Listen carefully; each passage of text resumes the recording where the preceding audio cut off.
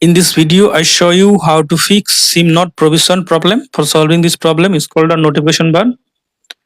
Tap on airplane mode, then turn off airplane mode. Now go to settings, then search for reset. Tap on reset option. Tap on reset option again. Tap on reset Wi-Fi, mobile and Bluetooth. Now tap on reset settings. Enter your PIN lock or password. Then tap on reset settings again. Now restart your phone.